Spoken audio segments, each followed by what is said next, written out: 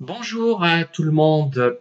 La vidéo qui va suivre va concerner aussi bien les manipulateurs pervers que les manipulateurs non pervers, du moins a priori, hein, parce que encore faudrait-il définir exactement la chose, puisque à partir du moment où il y a une manipulation, il y a quand même un certain degré souvent d'instrumentalisation, donc d'une certaine forme de méchanceté, entre guillemets, hein, de choses négatives. Hein. Donc c'est toujours un peu délicat, mais on va quand même scinder les choses en pervers et non pervers, tout en étant manipulateur. Voilà.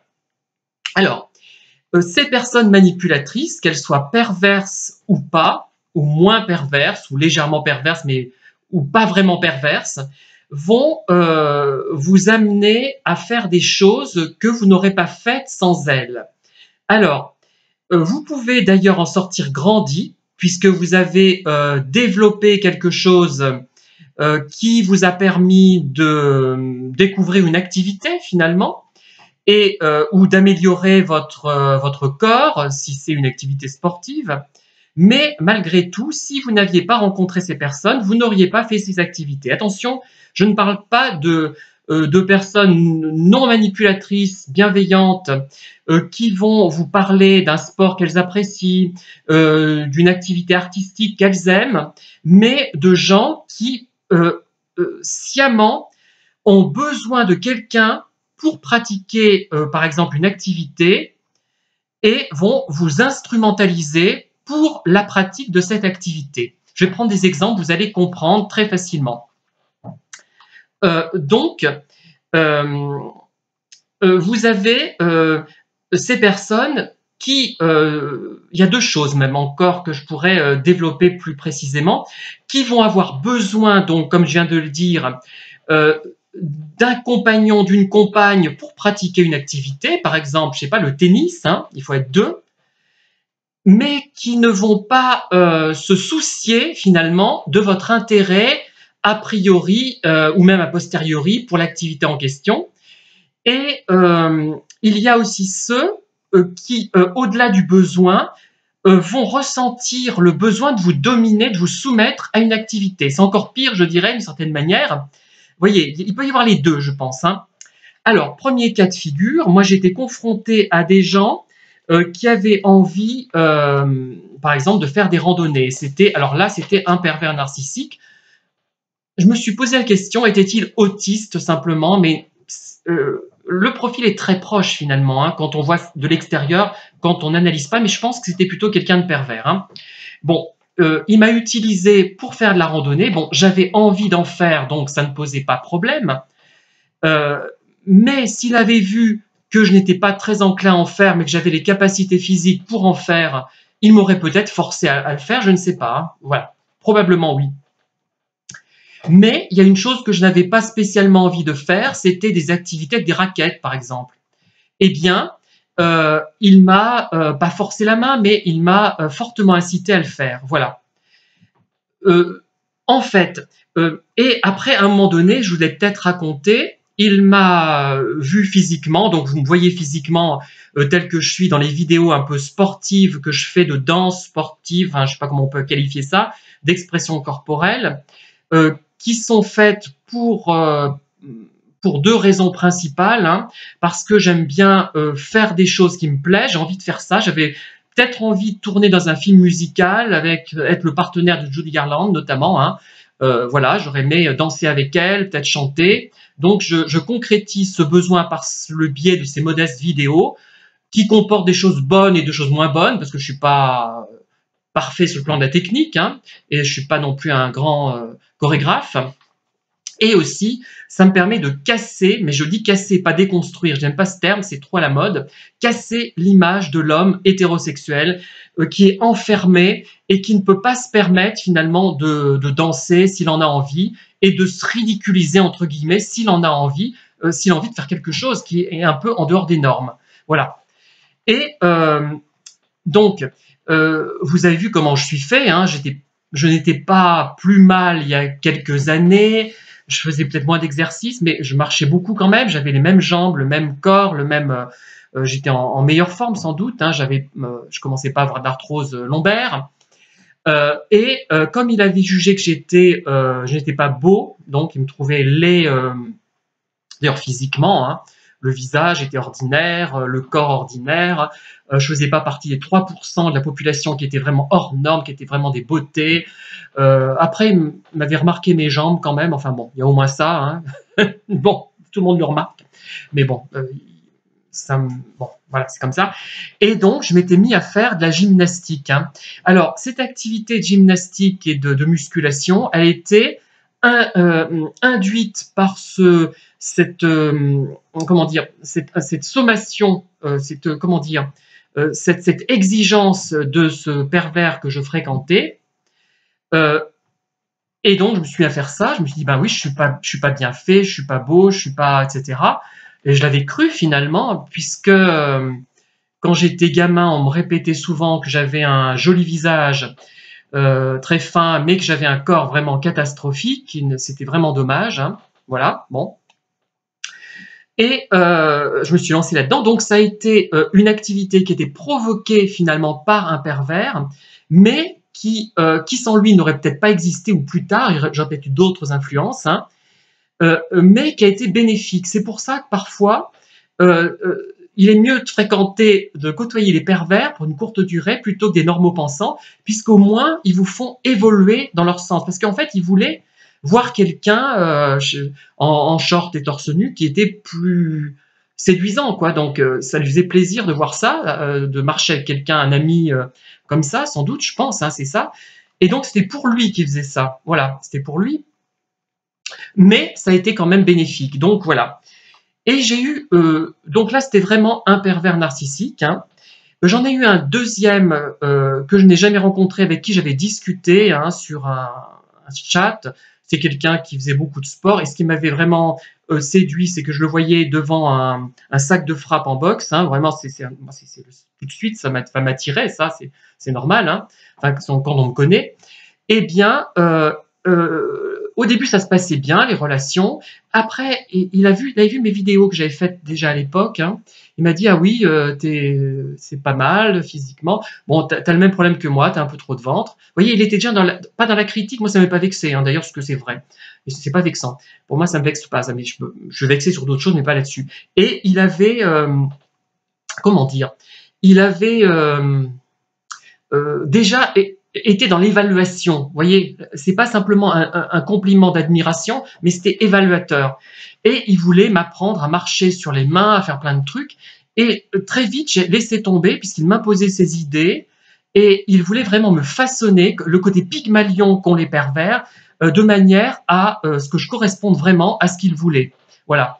Et je me suis senti très mal à l'aise et enfermé dans cette relation comme je trouve que les hommes hétérosexuels sont enfermés dans leur hétérosexualité, dans leur machisme, dans leur virilité. Et ils ne peuvent plus rien faire parce que s'ils sortent de ça, ils vont se discréditer. Enfin, ça change, mais ça existe encore. Voilà. Donc, voilà deux cas où les personnes étaient perverses, à mon avis, hein, très nettement perverses. Il y a un troisième cas qui est une personne qui... alors, oui, une chose importante, c'est que les deux avaient un côté pygmalion au point de payer des gens, pas moi, hein, parce que bon, je ne vais pas rentrer dans ce jeu-là, pour servir de compagnons de sortie. Vous voyez, comme on paye des escortes, ou même des prostituées, parce qu'il allait plus loin. Ils avaient cet état d'esprit-là, ces deux-là. Hein, voilà. C'était quelque chose qui devait les exciter, non pas par la beauté des escortes en question, mais parce que le côté soumission, abaissement des personnes qu'ils pressentaient, qu'ils voyaient dans leur acte, les exciter, les émoustiller. Vous voyez, il va toujours ce côté émoustillement chez les pervers. Hein, voilà. Et il y avait une troisième personne qui est d'ailleurs, qui est toujours vivante, hein, les deux autres aussi, je suppose, hein, oui, je pense. Enfin, je le suppose, je n'ai pas eu de nouvelles depuis pas mal de temps, forcément, hein, une fois que j'aurai dit leur cas de vérité. C'est délicat après. Donc, il y a donc cette troisième personne qui, elle, exprimait aussi à un moment donné, elle m'a dit quelque chose qui m'avait choqué, qu'elle aimerait bien payer quelqu'un pour l'accompagner dans ses sorties. J'aurais trouvé ça très choquant, je ne comprenais pas, je trouvais ça...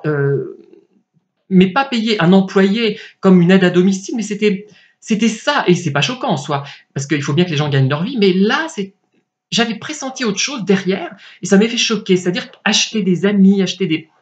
Bon, peut-être que j'avais mal pris les choses, hein. Alors là, je fais mon mea culpa, je me remets en cause, vous le savez, moi. Alors, mais cette personne, en fait, elle m'utilisait, moi, de façon non perverse, hein, parce qu'elle ne cherchait pas à me dévaloriser, elle me valorisait, mais quoique, jusqu'à un certain point, puisqu'à un moment donné, je l'avais revue quelques années après, je devais avoir, je sais pas, moi, au début j'avais peut-être 29 ans, après j'avais 32 ans, on va dire, hein. Elle me dit, ah bah tu fais moins jeune homme qu'avant, au niveau du cou, il y a du vieillissement. Ça m'avait semblé très bizarre de dire ça.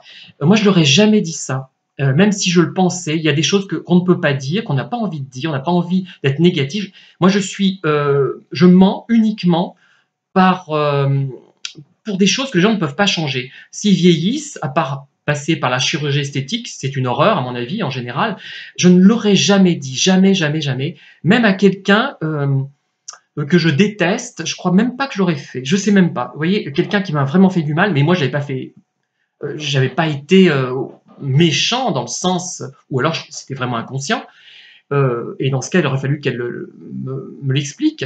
Voilà.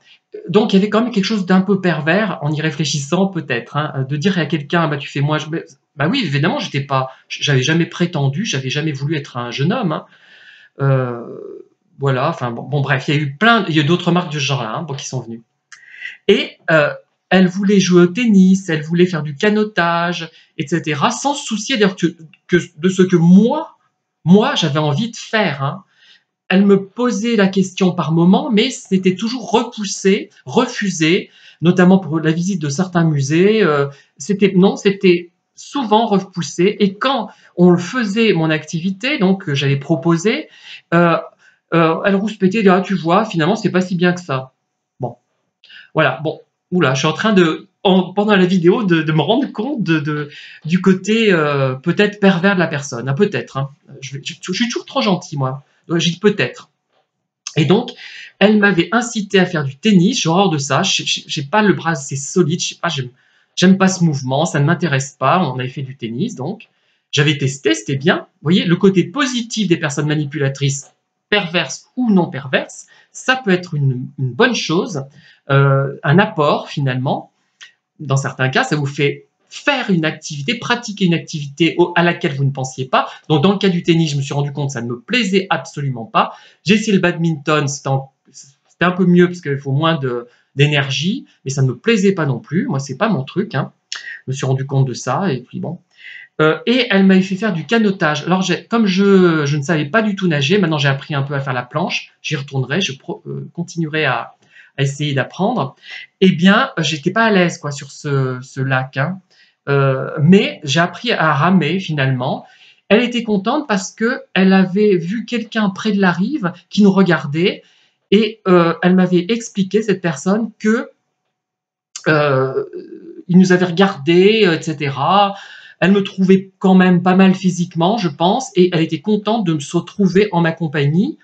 Il y avait ce côté-là, donc pas forcément pervers, mais un besoin de se valoriser, de se mettre en valeur, être avec un homme qu'elle estime plutôt bien physiquement. Voilà. Donc j'étais beaucoup plus jeune, donc effectivement, ça pouvait être compréhensible. Voilà. Mais en même temps, donc dans les trois cas, j'ai été amenée à faire des choses que je n'aurais jamais faites enfin, pas dans le deuxième, parce que tout ce qu'il me proposait, je l'aurais certainement pas fait. J'avais pas envie de me faire trop mal au dos. Hein. Je fais des choses un peu physiques, mais je fais attention au dos quand même. Hein. Et marcher sur les mains, c'est peut-être pas la meilleure solution quand on a mal au dos. Hein. Voilà. Et dans les trois cas, quand même, il y avait une volonté de proposer des activités qui permettent de pratiquer une activité, donc de ne pas s'ennuyer. Il ne s'ennuyait pas, c'était une sorte d'outil, j'étais un outil, un compagnon, mais pas un compagnon dont on se souciait vraiment des goûts, mais qui était là pour accompagner, parfois avec bienveillance, parfois avec malveillance, ça dépendait. Il y avait les deux cas possibles en fonction de ce que j'étais, mais je devais, notamment avec les deux premiers, même un peu que la troisième personne, être comme il voulait que je sois. C'est-à-dire que Le premier aimait les gens très souriants, et moi je suis plutôt sérieux, enfin, et je suis pas forcément triste, hein. Moi je trouve que l'idéal c'est un visage à la Greta Garbo, hein, qui est ni triste ni gai, ni voilà, je sais pas comment dire. Et il fallait que je sois souriant. Et quand j'étais un peu prime sautier et juvénile, parce qu'il avait une tendance un petit peu à aimer les très jeunes, hein, j'étais vieux déjà à l'époque, ça passait. Vous voyez, j'étais censé entrer dans un moule de comportement, un moule d'activité, sans qu'on se soucie de moi réellement. En même temps, le côté positif, c'est que ça m'apportait parfois quelque chose. J'ai pris conscience que le tennis, c'était pas mon truc du tout. Moi, ça m'intéresse pas. Enfin, à part que, voilà, j'aurais au moins appris ça. Le canotage, pourquoi pas, mais il faudrait vraiment que, si je suis sur un lac profond, que j'apprenne donc à nager vraiment bien. La gymnastique, oui. La musculation, enfin, soft, oui aussi. Pas de problème, j'ai appris ça. Et voilà. Voilà ce que je voulais vous dire. Donc, effectivement, ces personnes vous amènent à faire des choses que vous n'auriez pas faites sans elles, mais ce ne sont pas... dans les trois cas, il y avait quelque chose de pas sain.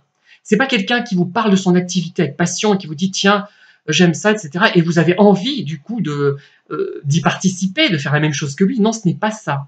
C'était une volonté d'instrumentaliser pour servir de compagnon. Donc là, c'est pas malveillant, mais c'est un objectif simplement. Ou alors pour montrer sa domination, sa soumission, pour soumettre. Voilà.